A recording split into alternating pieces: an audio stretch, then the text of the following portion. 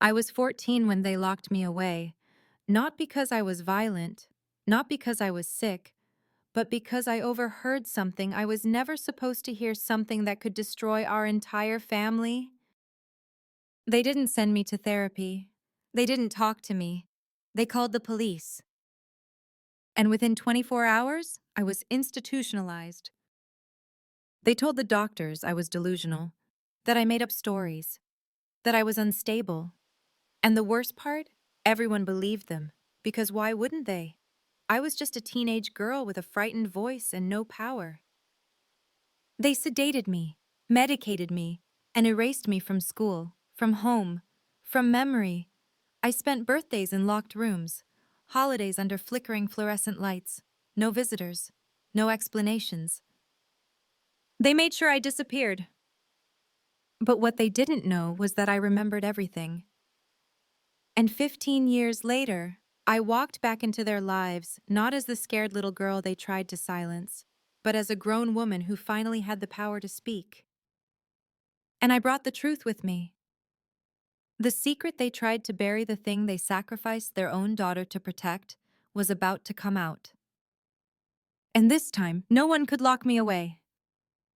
Subscribe for more real stories of betrayal, survival, and revenge, because sometimes what they call madness is just someone telling the truth. I used to think my family was perfect. From the outside, we looked like something off a postcard. Big white house with shutters, dad in a suit, mom in pearls, dinner always at 6 sharp. My younger brother Jason played soccer. I played piano. We went to church on Sundays, smiled at the neighbors, waved to the mailman. People used to say we were the kind of family others wished they had. But behind those smiling photos on the wall, something was always off. It wasn't the obvious kind of dysfunction, no shouting matches, no broken plates, just this quiet, constant pressure, like we were performing, like everything was staged. My mother's face would shift the moment guests left, like someone pulled the curtain and the show ended. My father's voice grew sharp once the doors were closed, and the silence, oh, the silence was suffocating.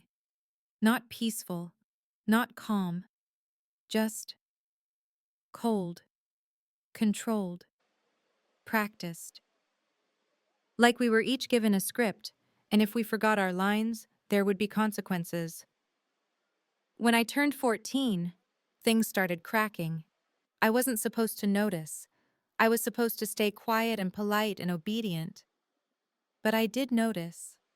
I noticed my dad pacing outside my room late at night, whispering names and numbers that meant nothing to me. I noticed my mom deleting voicemails before anyone else could hear them.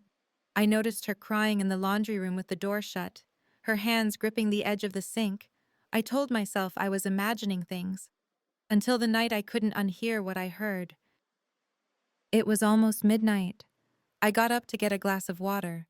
I walked past my dad's study, usually dark by then, but this time, I heard voices. Not just his. Another man was there, someone I didn't recognize. His voice was low and angry, clipped like he was trying not to shout. I paused outside the door, heart thudding. I didn't mean to eavesdrop. I didn't want to hear anything, but what I heard made my blood run cold.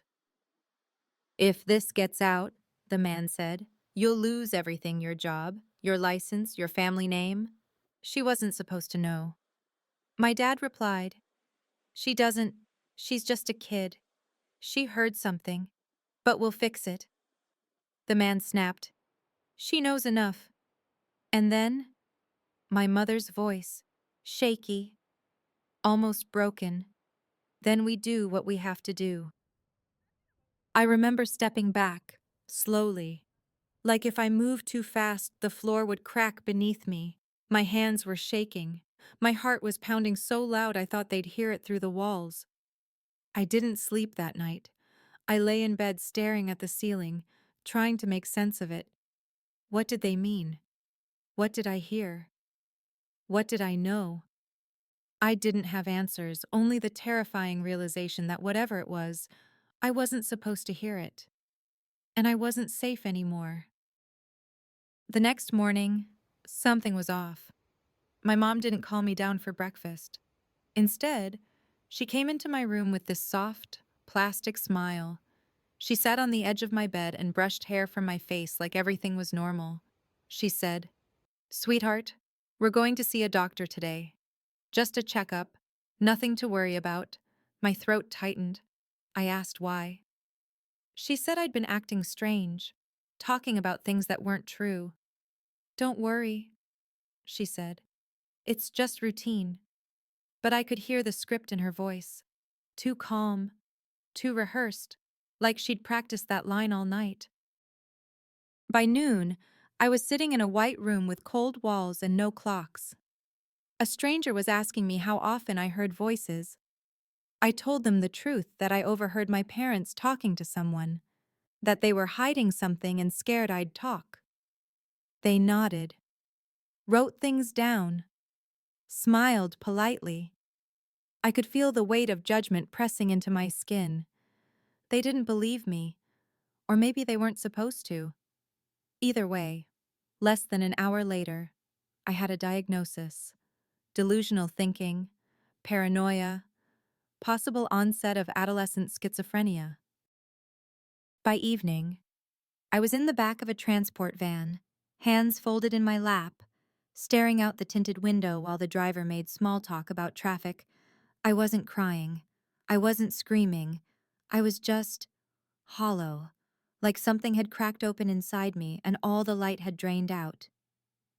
When we pulled up to the psychiatric facility, the doors clicked behind me with a finality I will never forget. I stood there in my school hoodie, holding a plastic bag with my belongings, listening to the buzz of fluorescent lights, and thinking, so this is what it feels like to be erased. No goodbye hug, no tearful goodbye, just a signature on a form and a door that slammed shut behind me. The first night in the hospital was the longest of my life. They took away everything that made me feel like a person: my shoes, my hair tie, even the pen in my hoodie pocket. I remember the nurse's gloves squeaking as she searched me gently but thoroughly. She didn't smile. No one did.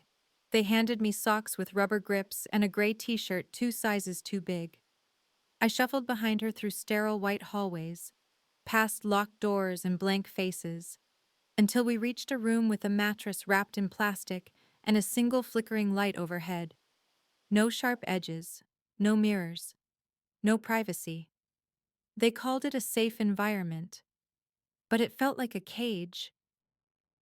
I didn't cry, not because I was brave, but because I was numb. My thoughts were scrambled, disbelief curling in my chest like smoke. I couldn't stop hearing my mother's voice. "Then we do what we have to do." Those words repeated in my head like a curse. This was what they had to do: throw me away like a threat, sacrifice their daughter to protect some dark secret. "The staff told me I'd be there for a week, just an evaluation," they said with cheerful detachment. But days blurred into weeks, and weeks melted into months. Soon, no one mentioned time at all. I became a diagnosis, a case file, a problem to manage. I was labeled, monitored, and medicated. They said I was paranoid, that I invented a fantasy to cope with trauma, that my story about overhearing a secret conversation was a classic symptom of adolescent psychosis. I told them, again and again, that I wasn't hallucinating, that I remembered every word, but they just nodded, smiled with pity, and upped my dosage. Every few days, I was summoned to meet with a psychiatrist who never looked me in the eyes for more than 5 seconds. He asked the same questions, took the same notes, prescribed the same pills. Whenever I hesitated to answer, he scribbled non-compliant on his chart. When I told the truth, he called it delusional thinking. It didn't take long before I stopped trying. I learned how to play the game. I smiled when they wanted me to smile. I said what they wanted to hear. I pretended to take the medication, but hid the pills under my tongue and spat them into the toilet later when no one was watching. I moved through the halls like a shadow, not just invisible to the staff, invisible to myself. I forgot the sound of my own laugh, forgot how it felt to sleep in my own bed. I became quiet, still, mechanical. But the worst part wasn't the rules.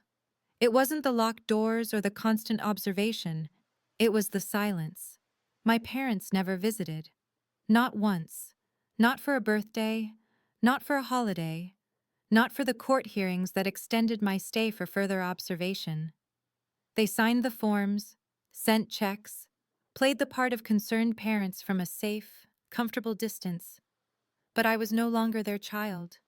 I was an inconvenience, a liability, a locked door they never planned to open again. I used to sit by the window during free hours, watching the clouds shift and the seasons change. I'd count the birds on the fence and imagine what life looked like for everyone who wasn't trapped like me. I kept a journal, one of the few things I was allowed, and filled it with details. I wrote down everything I remembered from that night, the words, the names, the way the light looked under the study door. I sketched the layout of our house. I traced timelines, pieced together clues.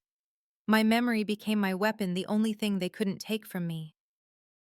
There was one girl, Emily. She shared a room down the hall.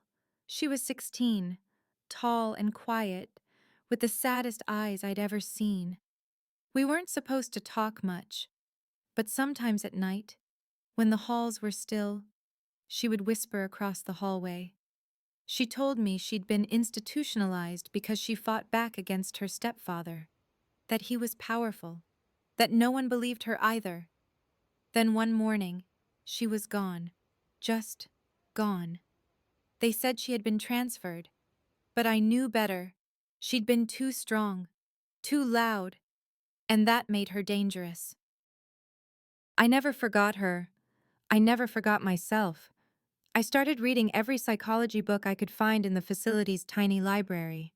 I studied diagnoses, treatment methods, the history of institutionalization. I learned how the system worked, how it crushed people with paperwork and polite indifference. I learned how to survive it. And I made a promise. If I ever got out, if the world ever gave me a second chance, I wouldn't waste it seeking revenge. I would use it to understand, to expose, to speak the truth out loud, even if my voice shook, even if no one wanted to hear it. Because if there was one thing I was sure of, it was this: I wasn't crazy. I was right. I was 29 the day I walked out of that hospital. 15 years, 15 birthdays behind locked doors, 15 Christmases without family, 15 years of being told that I was broken, that my memories were false, that my truth was a disease, and yet I remembered everything. I had waited. I had watched. I had learned. They didn't release me because they believed I was better. They released me because my insurance ran out and I no longer met the criteria for involuntary institutionalization. The system didn't free me. It recycled me.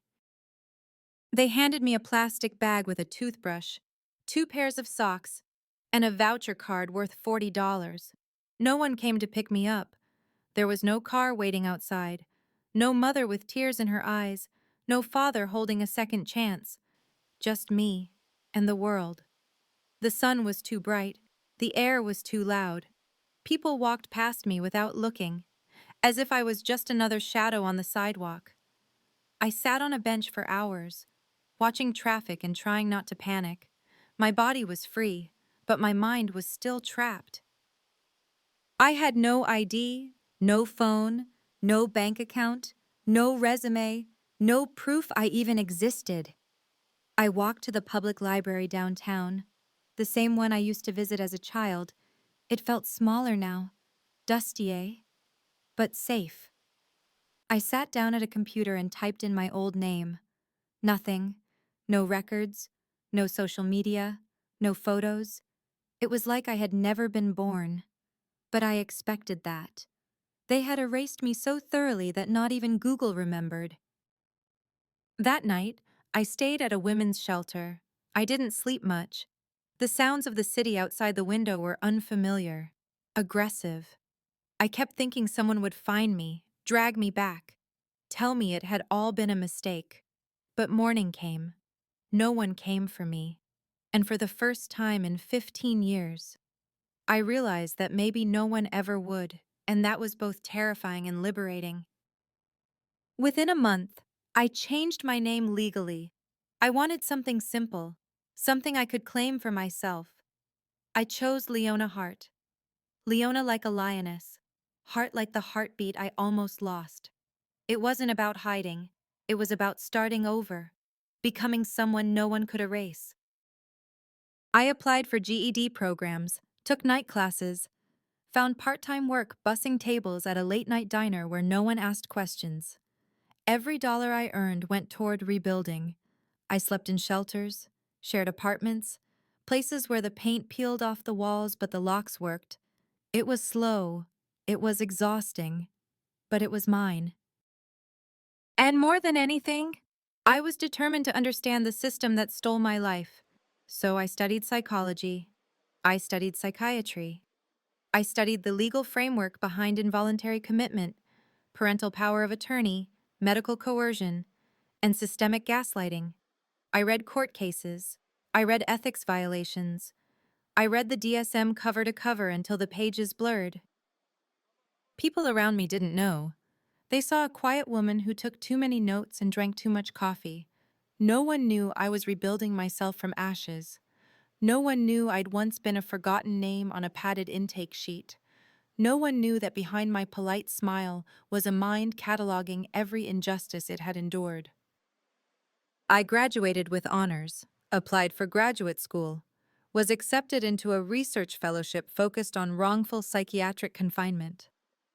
When they asked why I chose that topic, I just said, personal interest. That was the first time I ever lied for myself not to survive, but to protect my future. Oh, the irony. That the girl they once called delusional was now being paid to study the very institutions that had buried her. But I wasn't doing it for revenge. I wasn't doing it for sympathy. I was doing it for every girl like me who got locked away for knowing something no one wanted to believe. I was doing it for Emily, the girl who whispered across the hallway and vanished. I was doing it for the others, the quiet ones, the compliant ones, the angry ones, the sedated ones. And still, through everything, I never forgot the truth that started it all, that conversation behind the study door, the man's voice, the threat, my mother's trembling words. Then we do what we have to do. I didn't know exactly what the secret was. Not yet, but I had names. I had a date. I had a memory that wouldn't let go. Whatever they were trying to hide, it had to be big, big enough to disappear a daughter, big enough to bury for 15 years. But I wasn't the broken girl anymore. I was a woman with a sharpened mind and nothing left to lose. And I was going home. I hadn't seen the town in 15 years. It was smaller than I remembered. The streets felt narrower, the houses more faded, the sidewalks chipped where time had chipped away at the perfect suburban polish. But the people looked exactly the same. Smiles too tight, lawns too perfect, secrets still tucked neatly behind white picket fences. Nothing had really changed, except me. I rented a small studio apartment just outside the city limits under a different name. Nothing fancy, just one room, clean, safe, anonymous. I didn't want to be noticed. I just wanted to be close enough to watch them without being seen. Finding their address wasn't hard. My parents still lived in the same white two-story house on Millstone Drive, the same house where they erased me. The same front porch where I used to wait for my ride to piano lessons. The same kitchen window where my mom used to press fresh lemons and whisper to herself when she thought no one was listening. The place looked the same, too much the same, like time had stopped the day they got rid of me. The first time I saw them again, It was at the farmer's market downtown. My mother stood by a flower stall, complimenting a neighbor's sun hat with that same fake, glowing charm she used on Sunday mornings. My father was nearby, holding a canvas bag full of fresh produce, his sunglasses tucked into the collar of his shirt like always. I didn't approach them, I didn't speak, I just stood in the crowd, frozen. They walked right past me. And they didn't recognize me. Not even a flicker. My chest didn't ache. My eyes didn't water. There was no panic. No rush of memories crashing down on me. Just silence. Cold, steady silence. They had no idea their erased daughter was standing 10 feet away, watching. And I wasn't there for revenge. Not yet. I was there for answers. I went to the public library, not the modern one near the college campus, but the old brick one downtown with dust in the corners and paper records still kept in drawers. The one where local records, business filings, and microfilm reels waited for someone to remember they existed. I searched for one thing the date I remembered, the night I overheard the conversation. I scrolled through property records, legal filings, archived newspaper blurbs. At first, nothing stood out. But then, I saw a name. Dr. Marshall Quinlan. My hands paused over the keyboard. It was scribbled in one of the margins of my journal, a name my father had whispered that night. I had nearly forgotten. My breath caught in my throat as I typed it into the database. He was a surgeon, highly regarded, private practice, no public scandals, clean record, too clean. I dug deeper. 3 malpractice suits, filed, then sealed, one settled out of court, quietly. One whistleblower complaint that never went anywhere. But the most important detail. The same name Quinlan appeared in one of my father's old business partnerships, offshore investments, sensitive clients, terms vague enough to smell like bleach. I kept digging. Hours passed. The light outside the window faded into dusk.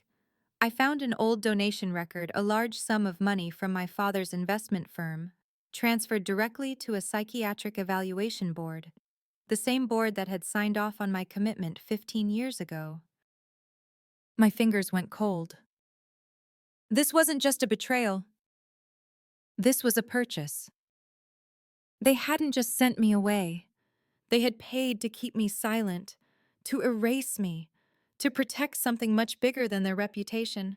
I wasn't a daughter anymore. I was a risk, a witness, a variable they couldn't control. I didn't know exactly what they were hiding, not yet, but I had enough to rattle the walls. It was time to knock on some doors. Not theirs, not yet. I started with the edges, people who used to work with them. Secretaries, office managers, nurses, janitors, the ones who didn't have power but always had eyes, the ones no one ever asked. It took 2 days to find the first one. Her name was Mrs. Karen Holt, retired, 60-something, once the office manager at Dr. Quinlan's clinic. When I first knocked on her door, she didn't want to talk. But then I said my name. Her eyes widened like she had just seen a ghost. And in a whisper so low I almost missed it, she said, "You're the girl they disappeared." Her name was Mrs. Karen Holt, retired, mid-60s. Once the office manager at Dr. Quinlan's private surgical practice, she lived in a modest brick house with flower boxes under the window and a faded "no soliciting" sign nailed to the doorframe. When she first opened it, she looked at me with tired suspicion. Her hand lingered on the door, ready to slam it shut if I said the wrong thing. But then I said it, the name I hadn't used in 15 years. Her eyes froze. Her breath caught. I could almost hear her heart stutter. "Leona Whitmore," I said softly. "Do you remember that name?" She didn't speak, just stepped back slowly, opened the door wider, and nodded toward her kitchen. We sat at a small round table that smelled faintly of lemon cleaner. She poured tea with hands that trembled slightly. Neither of us touched the cups. The silence between us wasn't awkward. It was heavy. It knew how dangerous it was to be spoken aloud. I always knew something was off, she said finally. But when you're just the office manager, you don't ask questions you're not paid to ask. I didn't interrupt. I let her talk. Dr. Quinlan, she continued, was well connected. Politicians, judges, law enforcement. He did things. Quietly, VIP clients, off-the-record procedures, huge payments in cash. Nothing was ever in writing. What kind of procedures, I asked. She hesitated. Abortions, sterilizations, gender reassignment surgeries before they were legal. There were rumors he was doing organ transfers, not black market, but not exactly clean either. It was all very controlled, discreet. And your father, he was the money guy. He made things go away. My stomach turned, but I didn't flinch. And the night I heard them talking, do you remember anything about that? She looked at me like I'd just ripped open an old wound. Of course I do. Quinlan came in after hours, which was already unusual. He was sweating, pale, panicked. Your father showed up not long after. They didn't know I was still there. I had left my purse under the front desk and came back for it. I heard them arguing in the back room. It was bad. What did they say? I whispered. She paused for a long time, then said, almost reluctantly, they said, she died. I stared at her. Who? Your mother's niece. I think her name was Rachel. I didn't know her well. She was staying with your family that summer, supposed to be visiting. My pulse thundered in my ears. Rachel. She and I were the same age, sweet, quiet, a little shy. She'd been in our house for a few weeks, then suddenly, gone. My mom said she'd gone back home early. I never questioned it, but now… They said she died on the table. Karen continued. Complications during a procedure. I don't know what kind. I wasn't in the room, but they were frantic. They didn't want it to get out. They talked about changing paperwork, moving the body, calling in favors. And then it hit me. The man I heard arguing that night wasn't just a stranger. It was Dr. Quinlan. And the thing they were trying to hide was Rachel's death. I must have overheard them the night after it happened, I said aloud, my voice cracking. That's why they acted so fast. That's why they locked me up. I heard too much. Karen nodded. Your father told Quinlan. Don't worry, she's being taken care of. I remember those exact words. A chill ran down my spine. I stared into her weathered face and saw something there that hadn't faded with time guilt. Not the sharp kind, but the kind that corrodes you slowly. Why didn't you say anything? I asked, almost pleading. She looked away. I had children, a mortgage. They made it very clear what would happen if I talked. And no one would have believed me. They were powerful. I was just a name on a payroll. I wanted to scream, to shake her, but I didn't. Because deep down, I understood. That was the power my parents had always wielded, not just silence, but fear. I steadied my voice. Do you have anything, proof? She didn't answer, just stood up slowly and disappeared down the hallway. I heard a closet door creak open, hangers clattering, a box scraping against wood. When she returned, she was holding a worn cardboard box. She set it down on the table with both hands like it weighed 100 pounds. I kept copies, she said quietly. I couldn't live with it otherwise. Inside were folders, memos, appointment schedules, payment ledgers, and then a handwritten note with Rachel's name on it, dated 3 days before she supposedly went home. Then I saw it. A death certificate? Not filed, not official, just a draft, with Rachel's full name, date of death, cause unknown complications during procedure. I didn't move. It was real. The secret they buried. The reason they erased me. After all these years, I finally had what they tried to destroy. I walked out of Karen Holt's house with the box in my arms and fire in my veins. They locked me up for knowing too much. But now I knew everything. I didn't sleep that night. The box of evidence sat on the desk in my apartment like a second heartbeat, loud, constant, undeniable.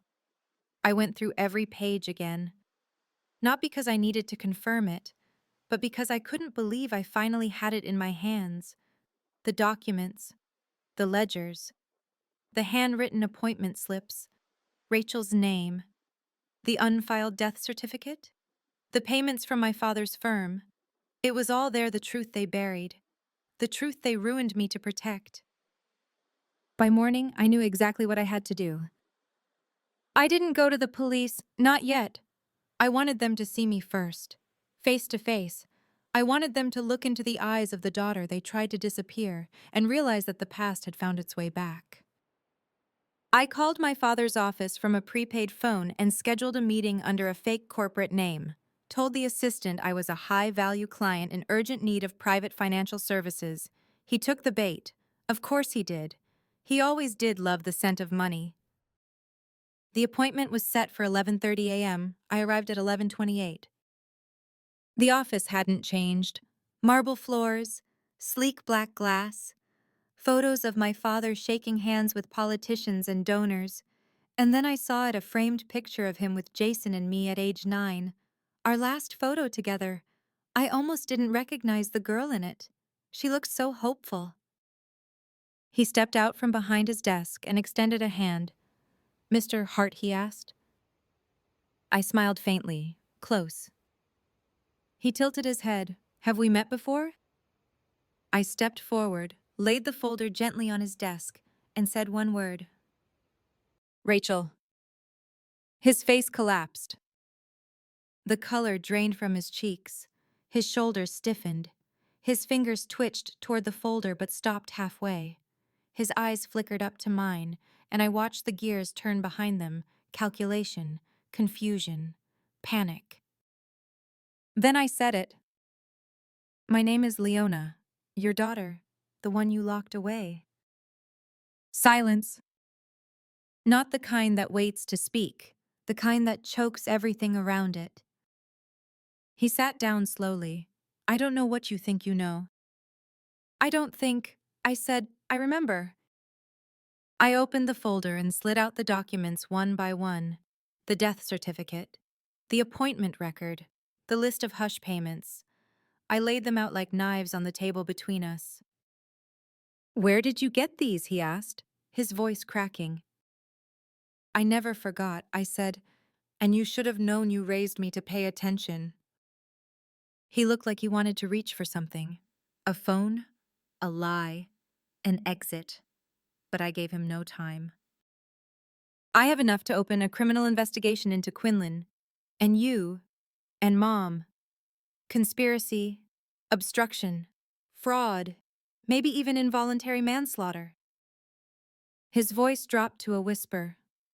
"You wouldn't do that. You're my daughter." "No," I said. "Cold as stone. You made sure I wasn't. The day you signed those commitment papers, you chose a lie over your own blood." Then the door opened. My mother walked in. She froze when she saw me. Her purse slipped from her shoulder and landed on the carpet with a soft thud. "Oh my God!" She took a slow step forward, hands trembling. "Leona." "You remember Rachel, don't you?" I said. Her face went pale, her eyes filled with something that looked almost like shame. "Please," she whispered. "We didn't know what else to do. It was an accident. She wasn't supposed to die." "But she did," I snapped, "and you covered it up. And when I heard, you threw me away like garbage." Tears welled in her eyes. You were just a child. We were scared. Your father. No, I said, louder now.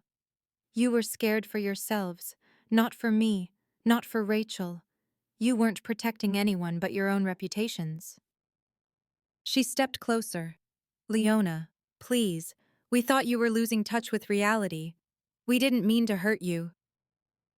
But you did, I said, my voice sharp and steady. You broke me. You stole 15 years of my life. You turned me into a ghost and left me to rot behind locked doors. And for what? So no one would find out what really happened to her. Neither of them said a word. I looked at them, the people who gave me life, then erased it. They looked so small now, so fragile under the weight of their own shame. I had spent years thinking they were giants, but they were just cowards. You called it madness, I said, but it was memory, and memory doesn't die. I picked up the folder, slid the papers back inside, and turned toward the door.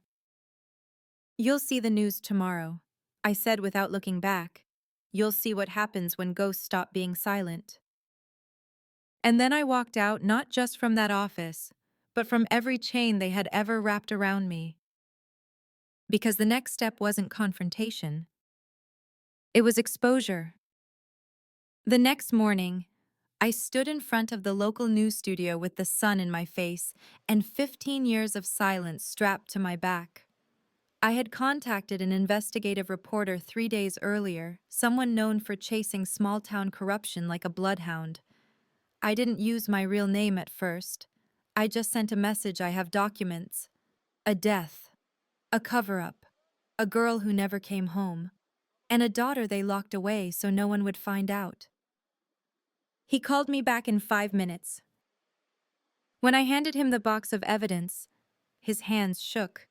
If this is real, he said, you're about to bring down some very powerful people. I'm not bringing them down, I told him. They did that themselves.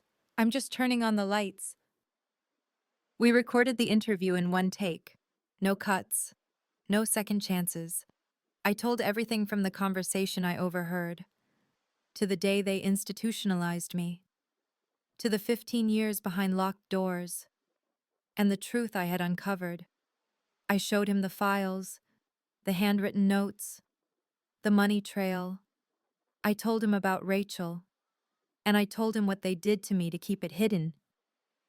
When it aired, the town exploded. At first, it was a whisper. People reposted clips on Facebook, Reddit threads filled with speculation. Was it true? Who was the girl? Was Dr. Quinlan really involved in something like that? But by noon, it was a firestorm. The mayor issued a statement. The police chief opened a formal inquiry. Protesters stood outside Quinlan's clinic holding signs that read, Rachel deserved better and justice for the forgotten. Former employees came forward, a nurse, a receptionist, even a janitor. Each one had a piece of the puzzle, a strange shift, a payment that didn't make sense, a rumor that never quite died. One woman said she remembered seeing Rachel's name on a chart, then watched it disappear from the system. Within days, state medical boards launched an investigation. News crews showed up from bigger cities. Reporters camped outside my parents' gated home. People started asking how a girl could disappear into a psychiatric ward at 14 without anyone questioning it. And my parents, they vanished. Their law firm's website went dark. The nameplate on the front door was quietly removed. Their house was listed for sale 2 days after the story broke. A local photographer caught my mother leaving a pharmacy in sunglasses and a baseball cap, ducking behind a car door as flashes erupted around her. My father issued a one-line statement through an attorney. We deny all wrongdoing and stand by our family. But no one believed them. Because the truth was written in ink, in signatures, in timestamps, in a death certificate that never should have existed. Rachel became real again. No longer a footnote, no longer a girl who went home early. She became what she always should have been, a victim. A girl who died during an illegal procedure performed by a powerful doctor and whose life was buried under layers of lies and money. Her parents, my aunt and uncle, reached out to me privately. They told me they were told Rachel ran away, that no one ever followed up. No funeral, no autopsy, just silence. They cried. They thanked me. They said they had mourned in secret for years, not knowing what they were mourning. They said I gave them back their daughter, even if only in truth. And for the first time, I cried too. Not for me, but for Rachel. She didn't get a second chance. But I did. And I used it to make sure no one ever forgot her again. People started messaging me. Hundreds, thousands, survivors, whistleblowers, women and men who had been called crazy for speaking up, for seeing too much, for remembering what they weren't supposed to. They said my story gave them hope, that if someone like me could come back and speak, maybe they could too. And still, I stayed quiet in public. I turned down interviews, refused book deals, ignored the noise. Because for me, this was never about fame. It was about truth. And now the world knew it. I never went back to that house. Not once. I didn't need to. Some ghosts aren't meant to be banished, they're meant to be left standing in the ashes of their own making. In the months that followed, people kept asking me how I stayed calm, how I didn't scream at my parents on live television, how I sat in that interview, my voice steady, while I unraveled years of betrayal like thread from an old sweater. But the answer is simple. I already screamed.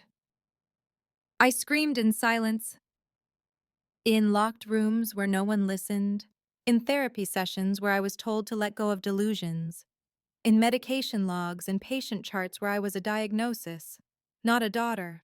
I screamed when I remembered, and they insisted I forget.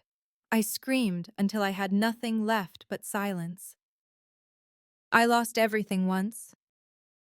My name, my home, my family. But the one thing they couldn't take from me was memory. That saved me. That rebuilt me. That brought me back from a place most people never return from. And now I don't want revenge. I don't want apologies. I don't even care if my parents rot in shame or quietly disappear into a retirement condo in some gated community. Because this story was never about them. It was about the girl who lay awake in a hospital bed at night, wondering if she imagined it all. The girl who whispered to the ceiling, afraid she'd never be believed. The girl who sketched timelines on notebook paper and flushed pills down the toilet and made herself invisible just to survive. I told this story for her. To tell her and every other person like her that you are not broken just because the truth makes others uncomfortable. You are not crazy for seeing things people pretend not to see. You are not alone. And you never were. Now I walk through the world free, not because I won, but because I lived. And sometimes, that's the most powerful thing you can do, survive long enough to tell the story no one wanted to hear. If this story moved you, if you believe memory matters, if you believe some truths are worth tearing the silence open for, then subscribe to this channel. Because sometimes what they call madness is just someone who kept listening when everyone else went quiet.